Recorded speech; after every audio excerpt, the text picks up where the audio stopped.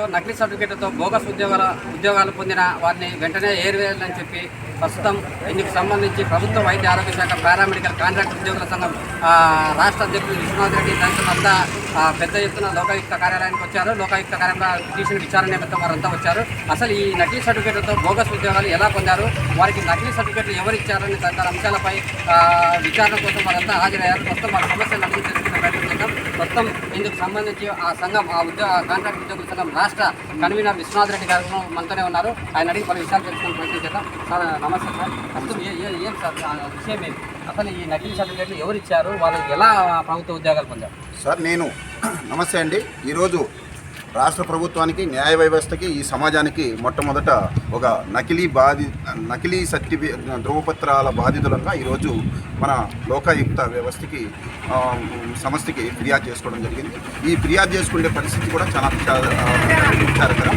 అయితే మేము చాలామంది ఇక్కడ ఉండే వాళ్ళు చాలామంది 1988, 89, 90లో హెల్త్ అసిస్టెంట్ ట్రైనింగ్ కోర్సులు, శానిటరీ ఇన్స్పెక్టర్లు ట్రైనింగ్ కోర్సులు కూడా చేయడం జరిగింది. అవి కూడా ప్రభుత్వ సంస్థలు అయినటువంటి RHWTC regional family welfare training ఇన్స్టిట్యూట్లో MPHW ట్రైనింగ్ కోర్స్ చేయడం, అదేవిధంగా రాష్ట్రంలోని మెడికల్ కాలేజీల్లో శానిటరీ ఇన్స్పెక్టర్ ట్రైనింగ్ కోర్సులు చేయడం జరిగింది. ఈ అందరం కూడా అనేక సార్లు ఆ ట్రైనింగ్ సీట్లు కేటాయించే విధానం ఎలా అంటే, ఇంటర్మీడియట్ బైపీసీ ఆర్ ఎంపీసీ ఉన్న మెరిట్ ఉన్న వారికి రూల్ ఆఫ్ రిజర్వేషను అన్ని నియమాలు పాటించి ఆ సీట్లు కేటాయించారు. ఆ రోజుల్లో శానిటరీ ఇన్స్పెక్టర్కి అయితే ఇంటర్మీడియట్ బైపీసీ ఆర్ ఎంపీసీ ఉండే వాళ్ళకి, అదే RHWTCలో అయితే కనుక కేవలం బైపీసీ పాస్ అయిన వారికి మాత్రమే ఇంటర్మీడియట్ మెరిట్ ఆధారంగాను రూల్ ఆఫ్ రిజర్వేషన్ అన్ని నియమ నిబంధనలను పాటించి ఆ రోజు సీట్లు కేటాయించడం జరిగింది. ఆ సందర్భంగా ప్రభుత్వం మా దగ్గర ఒక అగ్రిమెంట్ కూడా తీసుకోవడం జరిగింది.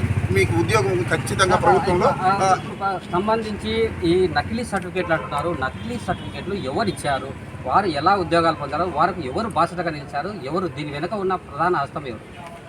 ఈరోజు ఈ బోగస్ సర్టిఫికెట్లు అని అంటే కనుక కొందరు వ్యక్తిగతంగా స్వార్థంతో వారుగా అచ్చేయించుకున్న సర్టిఫికెట్లు చాలా ఉన్నట్టు మా దృష్టికి వస్తుంది. ఎందుకంటే మన ప్రభుత్వం ఇటీవల కాంట్రాక్ట్ పారామెడికల్ ఉద్యోగులను రెగ్యులర్ చేసినప్పుడు జీవో నెంబర్ 114 ద్వారా చేసినప్పుడు ఆ లిస్టు చూస్తే ఒకే సంవత్సరంలో 10th క్లాసు, అదే విధంగా టెక్నికల్ కోర్సు రెండు కూడా పాస్ అయినట్టుంది. అదేవిధంగా ఇంటర్మీడియట్ లేదా ఈ టెక్నికల్ కోర్సు ఈ రెండు కూడా ఒకే సంవత్సరంలో చేసినట్టు ఇటు వాటి ఆధారంగా తెలుస్తున్నాయి. కాబట్టి ఈ అనేక మంది ఈ తన సొంతం ఇచ్చుకున్న బోగస్ సర్టిఫికెట్లతో 2002లో పరీక్షలు హాజరైనట్టు మనకు అర్థమవుతుంది. అంతేకాకుండా 4 బోగస్ సంస్థలు కూడా ఉన్నట్టు మన ప్రభుత్వమే విచారించి తేల్చింది.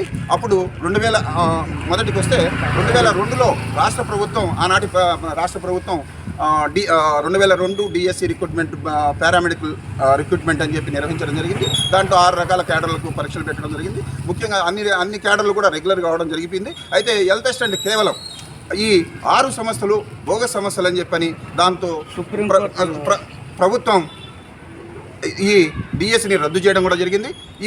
కొందరు ఈ బోగస్ సర్టిఫికెట్ వారే వాస్తవాలని కోర్టుకి దృష్టికి తీసుకెళ్లకుండా వాస్తవాలను ప్రభుత్వం